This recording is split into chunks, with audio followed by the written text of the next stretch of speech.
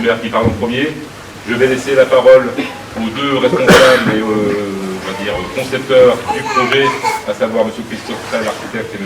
Athanas, également architecte, qui vont vous parler de l'idée du projet, de leur conception, de la conception du bâtiment, évoquer peut-être les entreprises qui nous ont fait le plaisir d'être parmi nous, et puis le président du conseil départemental nous fera également un petit message, et je conclurai par un message plus général. Et j'ai oublié, pardon, le centre socio-culturel qui également, en tant qu'exploitant de la salle, avec M. Imbert, programmateur, nous donnerons quelques indications sur notre fonctionnement et le début d'activité. Merci. À vous, M. Fresne.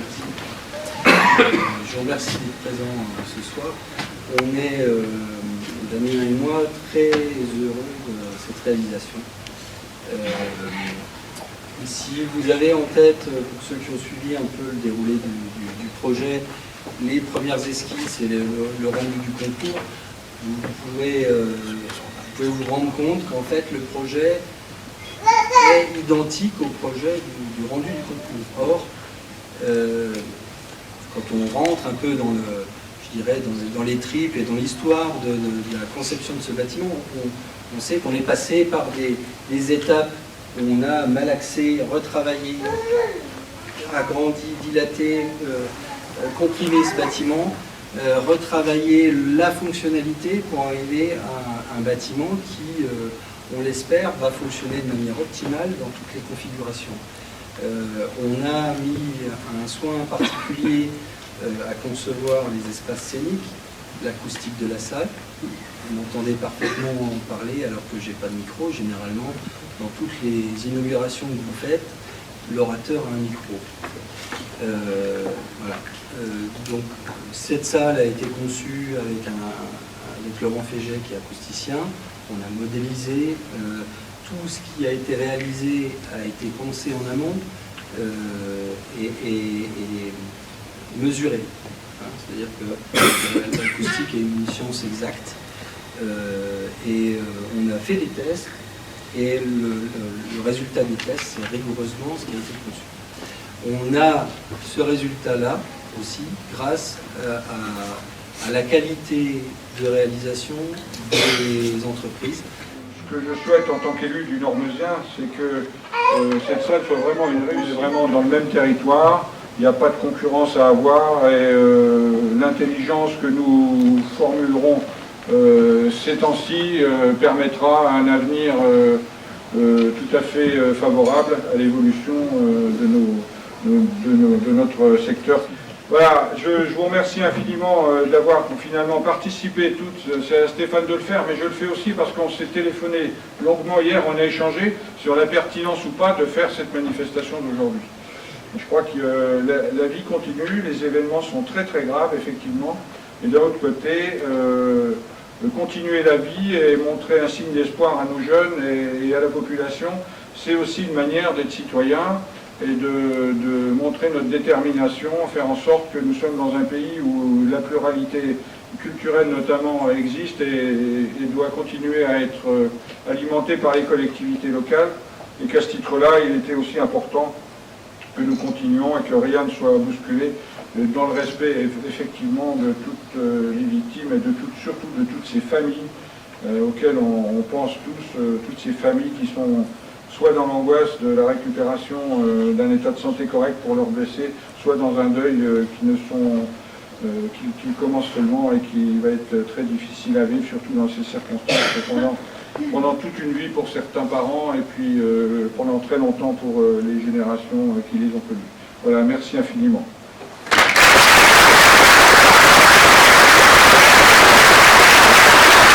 Alors vous le savez, nous avons fait le choix et la proposition de proposer au centre socio-culturel, la Maison du Parc, d'être notre partenaire pour l'exploitation et l'animation de cet outil.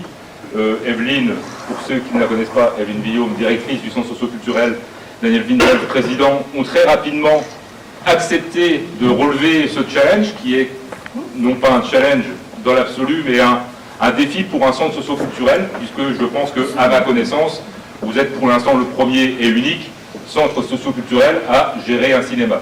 Voilà. Merci d'avoir relevé ce défi à nos côtés. Je te laisse la parole. Je dis un petit mot. Simplement, moi, en tant que président du centre social, j'aimerais remercier déjà la municipalité de Stenay qui a bien voulu nous confier la gestion de cette salle.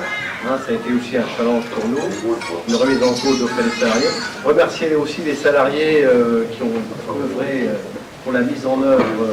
Valentin, Nathalie. Valentin Manzer qui est là. Il est là, viens voir, on te Voilà.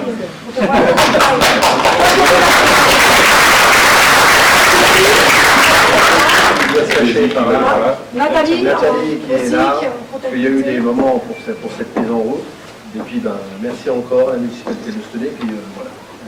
Oui. Je te laisse dire le petit mot que tu as préparé. Oui, non mais simplement vous dire qu'effectivement on est fiers, comme le dit le président, d'exploiter cette salle. Je ne vais pas redire les merci, mais en tous les cas c'est vraiment dans un esprit de développement de territoire qu'on cherche à mettre en vie cette salle, un esprit d'animation. Voilà, c'est comme ça que le Centre social et culturel s'est donné ce véritable défi de faire vivre cette magnifique salle, vous le voyez aujourd'hui. Nous serons à l'écoute de l'évolution sociale et des attentes culturelles des territoires, de chacun, des partenaires également. On a parlé de la cité scolaire, on parle des collectivités territoriales, on parle des écoles, on parle des associations, on parle des comités d'entreprise. Donc nous sommes à l'écoute. Pour nous, c'est aussi un nouveau défi, c'est un nouveau métier, je dirais, qu'on apprend. Alors, merci, je voulais remercier le programmateur, mais je pense qu'il va... Je dirais, Stéphane va en parler tout à l'heure, parce qu'on travaille aussi en étroite collaboration. C'est ce qui nous permet aujourd'hui de vous présenter aussi des avant-premières de films extraordinaires. Voilà, on va essayer de faire battre les cœurs de tous, et notamment des jeunes générations. Comment? Eh bien, par des sorties nationales, des avant-premières, des soirées débats, des programmes ciné-bambins, du théâtre, de l'accueil d'artistes, tout ça. Eh bien, faisons-le ensemble.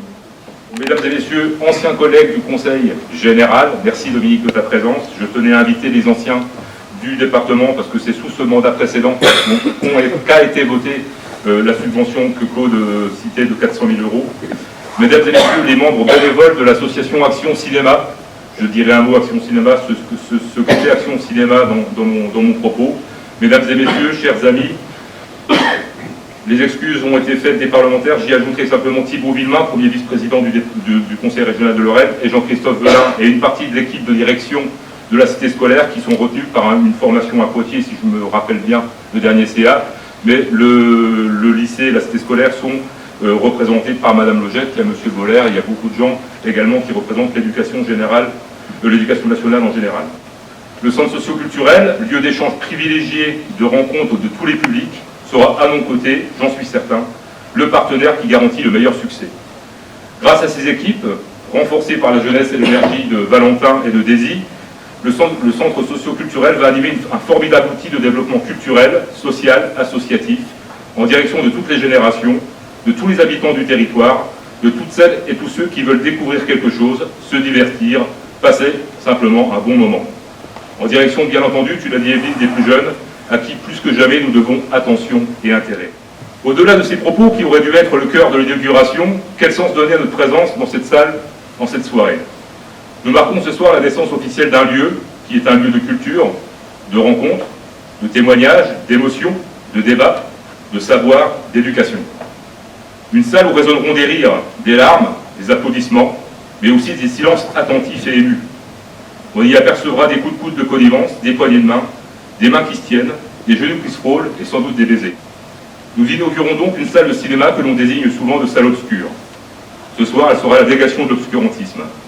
Car cette salle, comme toutes celles que nous fréquentons, ne s'obscurcit uniquement que pour laisser de la place à la lumière, celle qui anime un écran, une scène, celle qui permet de voir ce que quelqu'un d'autre a imaginé, a voulu dire et exprimer à travers une œuvre de fiction ou a voulu expliquer par un documentaire ou un témoignage.